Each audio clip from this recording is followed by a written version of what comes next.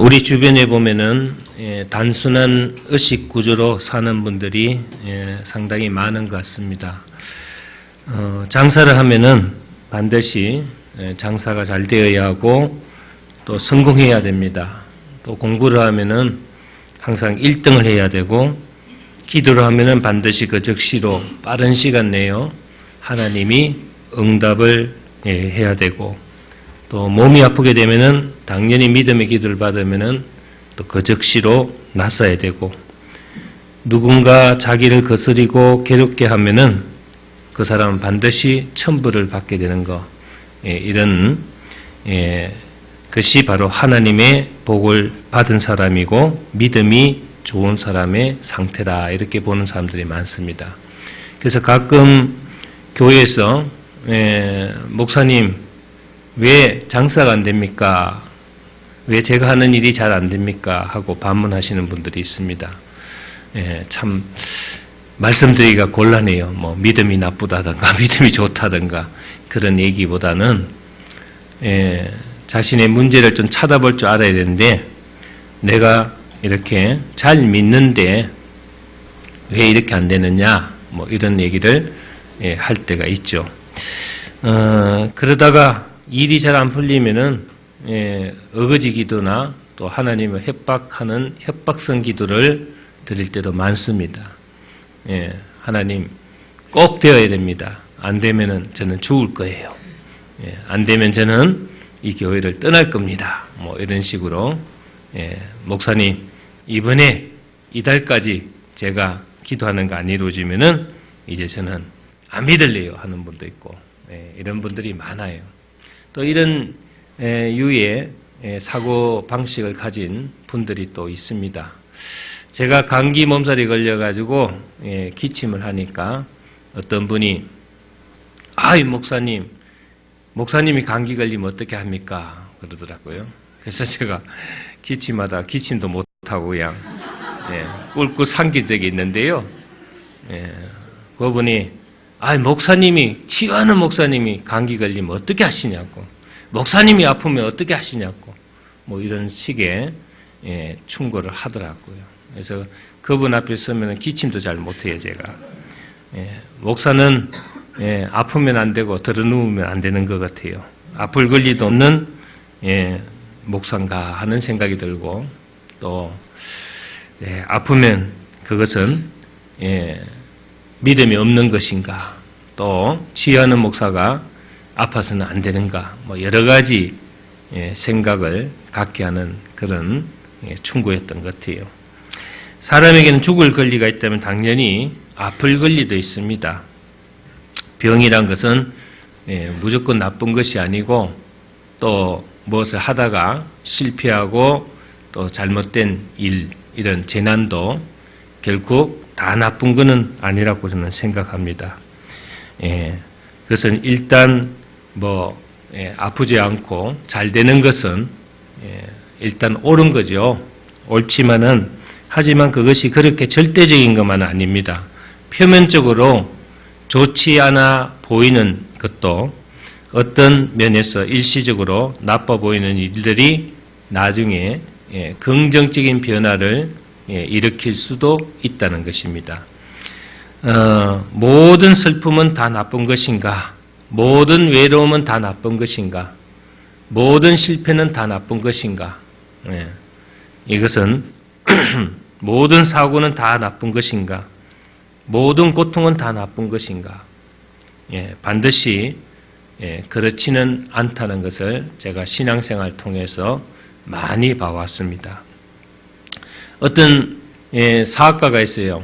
이 사람은 항상 바쁩니다. 그래서 제가 그분의 별명은 바쁘다 바쁘라고 내가 지었습니다. 그는 아주 열정적이고 유능한 사람이기 때문에 맡고 있는 일이 너무너무 많습니다. 그래서 그는 항상 긴장 상태에 있었고 마음의 여유가 없고 또 항상 주위 사람들을 다그치는 면이 있습니다. 항상 성격이 조급하고 그 대신에 이 일 처리는 완벽하고 아주 빠른 사람이었어요. 하여튼 잠시도 느긋하게 쉬는 법이었습니다. 그러한 자신의 기질과 성향 때문에 가끔 지치고 힘들다는 사실을 알고 있었지만은 자신이 스스로가 그거를 변화시키지 못했어요. 근데 어느 날 회사를 가다가 교통사고가 났습니다. 그래가지고 크게 다치진 않았지만은 예기치 않게 일어난 사고로 인해서 병원에 한 달 정도 입원을 하게 됐죠. 그런데 큰 변화가 일어났습니다. 한 달간 병원에서 안정을 취하다가 퇴원을 하게 되었는데 이 사람이 어마어마한 변화가 있었어요. 자기가요 하루만 없어도 이 회사는 안 된다. 자기가 아니면은 절대로 이건 돌아가지 않는다고 생각했던 사람이 한 달 동안에 병원에 있었어도 회사는 여전히 잘 돌아가고 또 여전히 일은 잘 하고 있습니다. 이분의 생각이 많이 바뀐 거죠. 퇴원을 하고 나서 이분이 아주 느긋한 사람이 됐어요. 왜냐하면은 항상 바쁘고 항상 쫓기듯이 살던 사람이 병원에 입원을 하고 보니까 자기가 안 움직여도 자기가 그렇게 바쁘게 안 해도 전혀 변화가 없거든요. 그리고 삶에 어떤 이상이 생기는 게 아니더라고요. 자기가 너무 바쁘게 살았구나. 병원에 있으면서 많은 것을 느꼈다고 합니다. 너무너무 내가 그냥 힘들게 살았구나 하는 것을 느꼈다고 합니다. 그래서 이제 전에하고는 완전히 다른 사람이 됐어요. 전에 같으면 막 조바심을 내고 화를 내고 막 서두르고 굉장히 그냥 완벽주의자처럼 행동을 했는데 이제는 아무러면 어때 하는 그런 편안한 마음으로 일을 하게 되었다는 겁니다. 그런 사고 이후에는 전과 달리 가족들과도 많은 시간을 보내게 되었는데 그것은 전에는 상상할 수도 없던 일이었어요. 예전에는 아내가 잠깐 어디 가자 하면은 큰일 납니다. 내가 지금 얼마나 바쁜데 어디를 간단 말이냐 하고 펄쩍 뛰었는데 이제는 병원에서 나오고 나서는 완전히 달라졌죠. 도대체 그 사고를 통해서 어떤 일이 일어난 것일까? 특별하게 무엇을 깨닫거나 어떻게 해야 되겠다고 생각한 것도 아닙니다. 그냥 자연스럽게 그러한 변화가 그 안에 생겨나 버린 것입니다. 아마 우리가 알 수 없는 어떤 특별한 메커니즘이 사고라든가 어떤 재앙 안에 포함되어 있는 것이 아닌가. 사람을 변화시키는 어떤 힘이 재난과 사고와 같은 일에 숨어 있는 것이 아닐까 하고 생각되기도 하죠. 아무튼 전혀 변화되지 않을 뻔한 사람이 변화가 되었다. 이런 일들 많죠. 아주 절대로 술을 끊지 못할 사람 같은데 술을 먹고 아주 낭떠러지에 떨어져 가지고 죽을 뻔한 사람이 그 다음에 적극적으로 술을 끊었다고 하는 일도 있습니다. 또 어떤 분이 우리 남편이 정말 건강에 안 좋은데 술을 자꾸 먹으니까 목사님 선의의 거짓말 한 번만 해달라고 합니다. 그래서 무슨 거짓말 해달라 하니까 남편이 무서워서 병원을 못 가는데 절대 병원 안 간대요. 건강검진도 안 받고요. 그러니까 목사님이 간암 초기 같아 이렇게 한번 얘기해달라. 그래서 저도 순진하게 시킨 대로 한번 그렇게 얘기를 했어요. 간이 너무 안 좋고 간암 초기 같은데 이러니까 이분이 눈이 버쩍 떠지더니 그날 이후로부터 술을 끊었다 합니다. 그래요. 이런 사항을 저는 치유하면서 많이 느낍니다. 어떤 분이 오진으로 인해 가지고요 위암 판정을 받았어요. 말기암 판정을 받았는데 병원에서 6개월 살기가 어려울 것 같습니다 하는 얘기를 들었습니다. 가끔 이렇게 이 암 오진이 나올 때가 있습니다. 작은 병원에서 이분이 그런 오진을 받고 큰 병원에 가서 다시 한 번 더 조사를 해보면은 이게 오진이라는 거 나올 건데 이분이 의사의 말을 100% 믿고요. 그때부터 굉장히 심각한 그 딜레마에 빠졌어요. 그래가지고 이제 본인이 그동안에 삶의 정리를 했습니다. 이분이 좀 사느라고 너무 애쓰고 힘들어서 좀 신경질적이고 예민한 편이에요. 그래서 주변에서 자기를 미워하는 사람도 많고 또 자기를 건드리는 사람도 많고 이래가지고 아주 마음속에 그 분노가 많았는데 본인이 가만히 앉아서 생각해 보니까 위암 말기 위암에 걸린 원인이 자기가 너무 예민하게 신경질적인 반응을 일으키면서 많은 사람의 관계에서 이 불화 때문에 생긴 거라고 자기 스스로가 판단한 거예요. 그래서 이제 그동안에 사이가 안 좋던 사람들 일일이 찾아다니면서 아주 그냥 기쁘게 감사하게 당신 같은 사람 또 내가 만나서 그동안 잘 지냈다 그러면서 용서하고 또 포용하고 또 돈 받을 사람이 좀 있었는데 그런 사람들도 다 이렇게 그냥 당신 어려운데 내가 도와준 거 다 하고 그렇게 정리를 했대요. 한 6개월 동안 삶의 정리를 아주 잘하면서 진지하게 살았답니다. 그래서 이제 그분이 6개월이 지냈는데도 이 나빠지는 게 아니라 더 좋아지는 거예요. 주변 사람들하고 관계가 좋고 잘 묵고 하니까 더 좋아진 거예요. 이거 곧 죽을 때가 됐는데 왜 자꾸 몸은 더 힘이 생기고 더 좋아지지? 하나님의 은혜 아닌가 하고 병원에 가서 조사를 해보니까 오진인 거예요. 참 슬퍼했답니다. 그때가 되면은 곧 죽을 것 같기도 하고 또 내가 과연 견딜 수 있을까? 과연 또 용서할 수 있을까? 과연 사랑할 수 있을까? 과연 내가 그 사람을 포용할 수 있을까? 이런 생각이 드는데 막상요 죽음 앞에 서니까 모든 것을 다 포용하고 용서하고 사랑하고 다 되더라는 겁니다. 그래서 그분이 참 짧은 기간이었지만 애타는 그런 기간이었지만 인생을 되돌아보게 하고 자기의 삶의 의미를 상당히 가장 많이 느낄 수 있었던 진지한 그런 시간이었다. 이렇게 간증하는 걸 들었습니다.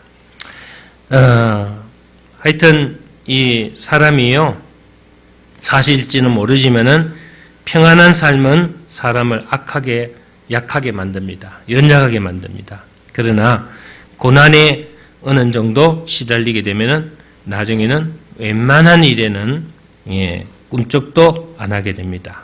고난은 사람을 강하게 하는 힘이 있다는 것을 우리가 알 수가 있다 이거죠. 우리가 피상적인 신앙을 실제적인 것으로 바꾸는 힘이 있습니다. 이런 연약함, 고난, 아픔 그것은 좀 더 간절하게, 좀 더 구체적으로 주님 앞으로 우리를 나아가게 하는 지름길일 수도 있다 이거죠. 그래서 고난은 우리를 거드름 피우도록 내버려두지 않는다. 그래서 우리는 이런 아픔과 고난 앞에서 진솔한 사람이 되어가는 것이라고 할 수가 있습니다. 여러분 교회는 다니지만은 여전히 풀리지 않는 삶의 문제들이 많고 또 어려움도 있고 위기도 있고 힘듦도 있고 고통도 있습니다. 기도는 하지만은 여전히 풀리지 않고 여전히 해결되지 않는 문제들이 많습니다. 사람은 신앙생활을 하다가 안 좋은 일이 생기면은 믿음의 의심과 갈등이 생기게 되고 그래서 믿음이 실족하게 될까 또 흔히 그럴 것이라고 생각하고 있습니다. 그런데 의외로 삶을 경험하다 보면은 그 반대의 일을 많이 겪게 됩니다. 오히려 좋아 보이는 일을 통해서 믿음이 더 굳건해지기도 하지만은 또 안 좋아 보이는 일을 통해서도 오히려 긍정적인 효과를 나타나기도 한다는 것입니다. 사항이 어려울 때는 기도와 신앙에 매달리고 사항이 나아지게 되면은 기도와 신앙을 떠나는 경우도 많이 있습니다. 나는 목회를 하면서 그런 경우를 경험을 많이 했습니다. 개인적인 소송으로 고통을 겪고 있을 때, 또 자녀의 대학 입시 문제나 경제적인 고통, 가정 불화 등으로 어려움을 겪고 있을 때 사람들은 흔히 교회에 와서 상담을 받기도 하고 기도를 요청하기도 합니다. 그러나 문제가 해결되면은 그들은 떠나가 버립니다. 목회자뿐 아니라 몸을 치유해주는 의사라든가 또 사람을 돕는 일을 하는 사람들은 예수님의 그 열무득변자와 마찬가지로요, 바로 현실 그대로 그것이 누구나 다 경험할 수 있는 일입니다. 즉 10명의 문둥이 중에서 치유로 인하여 감사하기 위해서 돌아온 사람은 한 사람뿐이라는 것을 우리가 알 수가 있습니다. 그렇기 때문에 개인적인 어려움으로 제가 몹시 고통을 받고 있는 어떤 자매가 있었는데, 그 자매가 한 6개월 동안 엘림에 입시대에 가 있으면서 기도와 상담을 받았어요. 근데 이제 다행스럽게도 그 자매가 고민하던 문제가 해결이 됐어요. 또 치유가 됐습니다. 그러니까 이 자매가 너무너무 고마워하면서 감사하면서 저한테 어느 날 교회에 오면서 넥타이를 사가왔어요. 얼마간의 헌금하고요. 전 너무 마음이 아픕니다. 왜냐하면은 그 넥타이 감사 의미로 선물하고는 떠나버렸어요. 저는 그분이 그런 고통과 아픔을 통해서 주님을 만나기를 원했는데, 그는 넥타이 하나 얼마간의 감사하는 자식의 승의를 남겨둔 채 교회와 기도와 신앙과 주님을 떠나버린 겁니다. 그런 분들이 많아요. 힘들고 어려울 때는 주님을 찾다가 해결이 되고 나면은 주님을 떠나버리는 사람. 얼마간의 헌금이라든가 선물 보따리를 놔두고는 교회를 멀리하고 신앙을 멀리하는 사람들을 많이 볼 수 있습니다. 우리 교회에서도 열심히 신앙생활하다가 자신의 문제가 좀 해결되고 나면은 그 다음부터 느긋하게 교회를 다니지 않고 또 이런 이유 저런 이유로 시험에 들어가지고 나오지 않는 분들도 주변에 많이 볼 수가 있습니다. 저는 이런 것을 보면서 참 가슴이 아프고 마음이 아픕니다. 우리는 연약함을 통해서 또 고통과 아픔을 통해서 그 고통의 의미가 무엇인가를 깨달아야 된다. 사람이 아픔과 고통을 통해서 자신이 그 의미를 깨닫지 못하면은 그 고난과 고통은 그 사람에게 아무 유익함을 주지 못한다는 것을 알 수가 있다. 그래서 항상 신앙생활을 하면서 제가 많은 상담을 해봤지만은 어떤 연약함이나 고통을 통해서 삶의 의미를 깨닫고 그 안에서 주님을 만날 수 있다면은 오히려 그것은 전화위복이 될 수 있고 그것은 신앙생활의 큰 보탬이 될 수 있다는 것을 우리가 예수기 할 수 있다 이거죠. 제가 예전에 한 몇 년 전입니다. 미국 영화인데 죽기 아니면 까무라치기라는 코믹 영화가 있어요. 보신 분들이 있을는지 모르겠습니다. 아주 재밌는 영화예요. 코믹한 그런 영화인데 주인공은요 이제 정년을 얼마 남기지 않은 그런 경찰관입니다. 강력계 수사과에 있는 아주 이제 강력 형사인데 이분은 유능한 것과는 거리가 먼 경찰입니다. 사건의 핵심에 해결에 심려를 기울이기보다는 무사안일주의로 어영부영 사건을 떼우면서 그저 월급이나 받고 무사히 정년에 가서 퇴직금을 받는 것을 목표로 해가 사는 사람이에요. 그래서 어떤 악당을 쫓는 일도 있지만은 그런 경우에는 그는 최대한 자기 안전을 지키면서 노력합니다. 그래서 막 그냥 흉악한 강도라든가 도둑이 오면은 파트너를 쿡 찌르면서 빨리 잡으라 그러고 자기는 느긋하게 뒤에 쫓아가서 슬슬 몸을 피하는 보신주의 경찰관을 할 수 있습니다. 그런데 그에게 우연한 사고가 생겼어요. 무슨 사고가 생겼냐 하면은 정기적으로 경찰관들이 건강검진을 받게 되죠. 우리나라 공무원들도 다 건강검진 받고 우리도 받습니다만은 이 건강검진을 받는데 그의 건강검진 보고서가 다른 사람과 바뀌어 버렸어요. 문제는 바뀐 사람의 보고서가 심각한 질병을 보여주고 있습니다. 의사는 그의 보고서를 보고 난처한 모습으로 그에게 통보를 합니다. 당신은 지금 가망이 없는 상태다. 얼마 있지 않으면 당신은 스스로 죽게 될 것이다. 이렇게 이제 급보를 준 거죠. 그러니까 이 경찰관이요, 천층별력 같은 그런 날벼락을 맞은 거죠. 그래서 어찌할 줄 모르고 평생 아니라고 게으르고 성취하지 않은 삶을 살아오다가 갑자기 너무 심한 충격을 받아가지고 이분이 이제 고민을 하기 시작해요. 그래서 막 이 고민 저 고민하고 잠을 못 잡니다. 그런데 갑자기 달라지기 시작합니다. 왜냐? 이런 결정을 내립니다. 이제 조금 있으면 퇴직이다.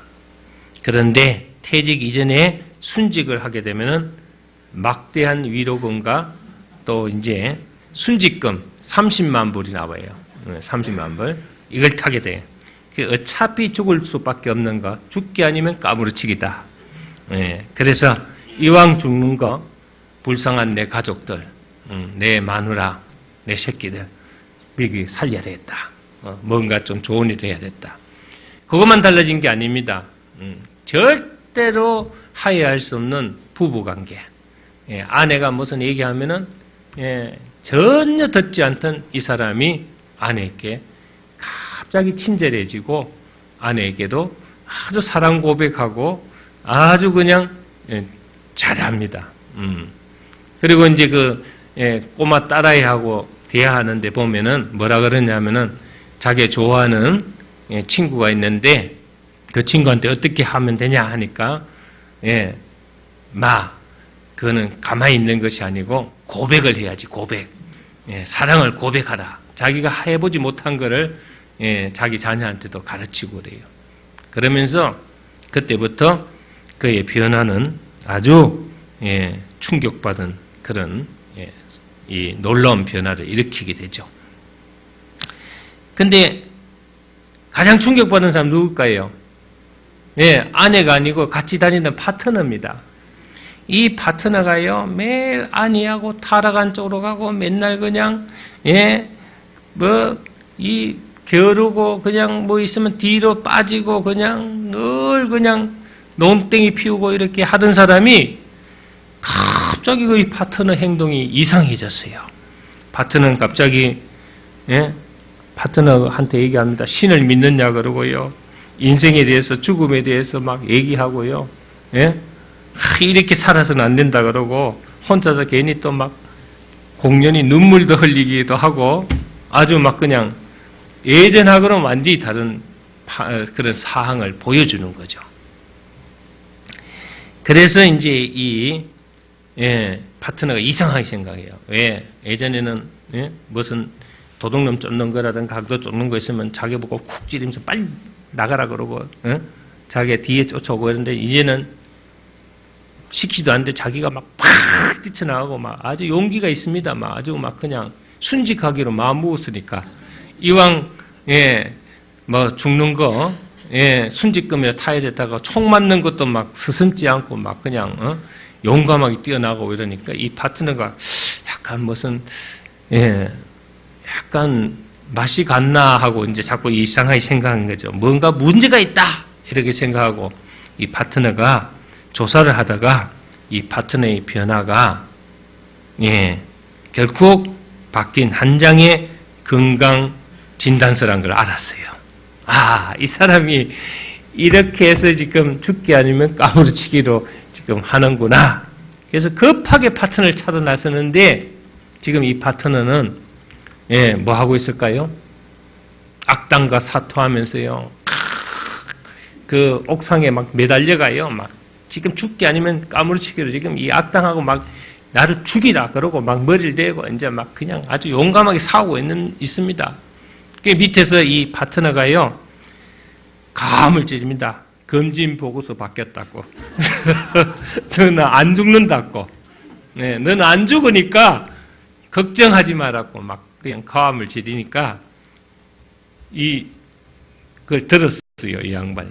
들으니까 내가 이게 배우가 아니니까 표현을 못 하겠습니다만 하여튼 그때부터 사람 살리라 난리 난 거야. 사람 살리라. 나 죽으면 안 된다고. 아까까지 매달리가 죽으려고 했던 사람이 아이고 나 살아야 된다. 죽으면 안 된다. 나는 사람 살리라고 난리가 났어요. 비명을 지르면서 아우성칩니다. 이제는 다시 살려고 하니 사는 것이 아주 힘듭니다. 우리 그런 말이 있죠. 살려면 죽고 죽으려면 산다. 예. 하여튼 살기 위해서 온갖 몸부림친 끝에 간신히 살아남고 영화는 끝납니다. 자, 이 영화가 만일 실화라면은 그는 과연 어떻게 살았을까? 순간의 착오로 인해 해프닝이라고 생각하고 다시 과거와 같은 삶을 살았을까? 아니면은 자기중심적으로 남들에게 피해를 주는 사람으로 다시 살게 되었을까? 여러분은 어떻게 생각해요? 전자일까요? 후자일까요? 이런 사건이 없었으면 저는 이분이 후자라고 생각합니다. 저는 웃기는 코믹 영화지만은 이것이 우리에게 주는 메시지가 있어요. 이 영화가 무엇을 이야기하고 있느냐 하면 살아있을 때 가장 중요한 것은 사랑한다고 고백하는 것이라고 영화에 나옵니다. 사랑한다는 거. 사람이 삶을 살면서 가장 중요한 것은 사랑하는 거. 저는 그런 얘기를 합니다. 이 세상에서 가장 행복한 사람이 누구냐? 내가 사랑할 수 있는 대상이 있고 내가 사랑받을 수 있는 대상이 있다는 거. 사랑할 수 있다는 거. 여러분, 그리고 죽음 앞에 직면했을 때 비로소 사람은 자기 삶에서 가장 중요한 것이 무엇인지 자문하게 되는 겁니다. 그래서 삶의 그 위기와 죽음 그리고 고통의 경험은 단순히 고통스럽고 충격적인 것으로 그런 것을 떠나서 지나서 삶을 새롭게 되돌아보고 자신의 삶을 새롭게 조명할 수 있는 아름다운 기회라고 저는 생각합니다. 여러분들이 이유 없는 예기치 않는 어떤 사건을 통해서 참 안 될 때도 있고 힘들 때도 있고 시험을 쳤는데 떨어질 때도 있고 직장에서 취직이 안 될 때도 있고 또 직장에서 상사가 나를 괴롭힐 때도 있고 또 자기 마음먹은 대로 뜻대로 되지 않는 일들이 일어날 때가 있습니다. 그럴 때 그런 연약함을 통해서 그런 고통을 통해서 여러분들이 실망하고 절망하고 낙심하고 불안해할 것이 아니라 이런 것을 통해서 과연 진지하게 한번 물어보십시오. 나는 어떤 사람일까? 이 아픔을 통해서 제가 이 하나님을 믿으면서 제일 제가 깊게 각인된 것이 뭐냐? 고통이 고통이 아니고 아픔이 아니더라는 겁니다. 예수 안에서는 우리의 연약함이 아닙니다.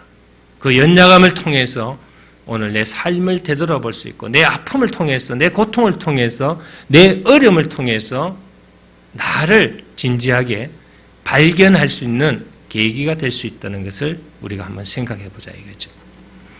여러분, 우리는 고통을 통해서 더 나은 결과를 얻게 될 때가 있습니다. 또한 우리가 기대하고 바랐던 즐거웠던 일들이 막상 이루어지고 나면 별것이 아니고 오히려 우리를 더 허무하고 비참하게 만들기도 한다는 것을 우리는 배우게 되는 것입니다. 저는 성공한 사람들 많이 만났어요. 또 실패한 사람도 많이 만났습니다. 성공한 사람들이 그런 얘기를 많이 합니다. 성공하고 보니까 이게 다가 아닌데 목사님 저는 제가 꿈꾸던 것이 이루고 보니까 이게 다가 아닌 것 같은데요. 그런 얘기를 많이 합니다. 그래서 우리가 인생에서 올라갈 때는 교만하지 말고 내리막길을 내려갈 때는 우리는 낙심하지 말자 하는 얘기를 저는 많이 합니다. 오늘 우리 본문에 나오는 이 바울은 그의 육체에 있는 가시에 대해서 주님께 간절하게 기도했다고 합니다. 어떤 질병으로 인해서 제가 알기로는 2가지 질병이 있습니다. 안질, 주님을 만났을 때 다메섹 도상에서 주님을 만났을 때 그 밝은 빛 때문에 눈에 병이 왔습니다. 물론 나중에 눈을 뜨고 병을 고쳤지만은 또 선교를 하면서 그냥 핍박당하고 박해당하고 엄해당하고 수많은 고난 끝에 심장에 질병이 왔습니다. 심장병이 온 거죠. 가슴에 엉어리가 많다 보니까 이런 병 때문에 그의 기도를 했습니다. 주님, 제가 이것만 없다면은 얼마나 더 주님을 위해서, 복음을 위해서 더 헌신할 수 있고 더 제가 일을 더 잘할 수 있을 건데 이것을 좀 치유해 주세요. 이 연약함을 좀 고쳐 주십시오. 이렇게 주님에게 엎드려서 기도했습니다. 그랬더니 주님께서 하신 말씀이 뭐라고 그랬습니까? 내 은혜가 내게 족하다 그랬습니다. 8절 말씀 보시면은 이것이 내게서 떠나가게 하기 위하여 내가 3번 주께 간구하였더니 나에게 이르시기를 내 은혜가 내게 족하다. 이는 내 능력이 약한 데서 온전하여짐이라 하신지라. 그러므로 도리어 크게 기뻐함으로 나의 여러 약한 것들에 대하여 자랑하리니 이는 그리스도의 능력이 내게 머물게 하려 함이라. 그러므로 내가 그리스도를 위하여 약한 것들과 능력과 궁핍과 박해와 공고를 기뻐하노니 이는 내가 약한 그때의 강함이니라. 아멘. 바울은 주님의 응답을 듣고 크게 깨닫습니다. 그의 소원은 이루어지지 않았지만은 바울은 오히려 더 기뻐한다고 얘기하고 있습니다. 그는 주님의 능력이 역사하는 새로운 법칙을 배웠기 때문입니다. 사람이 이 약함이 오히려 주님을 방해하는 것이 아니라 그의 약함을 통해서 주님의 능력이 나타나는 법칙을 깨달았다는 겁니다. 여러분, 강할 때는 자기 힘으로 움직이게 됩니다. 우리가 잘 나갈 때 주님을 찾기 어렵습니다. 주님 앞에 엎드리기 어렵습니다. 기도하기 어렵습니다. 주님 앞에 간구하는 게 없습니다. 그러나 여러분들이 어렵고 힘들고 고통과 아픔이 있고 문제가 있을 때 여러분 주님 앞에 엎드리고 주님을 찾게 됩니다. 오늘 약함이 강함이라는 이 말씀, 이 연약함을 통해서 이 그리스도의 연약함은 결코 고통이 아니고 아픔이 아니고 재난이 아니라는 것을 우리가 알아야 되겠다. 때에 따라서는 여러분들이 내가 원하는 것을 얻지 못하고 내가 기도하는 것이 응답받지 못하고 여전히 힘들고 어려울 때가 있습니다. 교회를 다녀도 변하는 것이 없고 교회를 다녀도 여러분들 삶에 어떤 변화를 주지 못하는 아픔들이 있을 때가 있다 이거죠. 목사님, 왜 이거 응답이 되지 않습니까? 왜 내가 이렇게 신앙생활 잘하는데 왜 나는 이렇게 맨날 힘듭니까? 이런 질문하는 분들이 많습니다. 오늘 그 질문에 대한 답을 저는 이 바울을 통해서 여러분들께 드리고 싶습니다. 내가 이렇게 열심히 교회를 다니는데 장사가 잘 안 된다. 내가 이렇게 열심히 잘 믿고 이 교회를 열심히 다니는데 내가 원하는 것이 이루어지지 않는다. 그래서 다른 교회를 한번 가봐야 되겠다. 다른 곳에 가서 내가 한 번 더 신앙생활을 해봐야 되겠다. 여기에 있든 저기 있든 한국에서 기도하든 미국에서 기도하든 나는 미국 가면 성령이 영어로 얘기할 줄 아는데 그렇지 않더라고요. 이 교회든 저 교회든 여러분들의 중심이 중요한 것이다. 하나님 오늘 어쩌면은 우리의 아픔과 연약함과 우리의 고통을 통해서 색다른 변화와 응답을 주시길 원한지는 모릅니다. 할렐루야. 그래서 그리스도의 연약함은 오히려 강함이 될 수가 있다. 그러므로 오히려 감사하는 삶이 되어야 되겠다.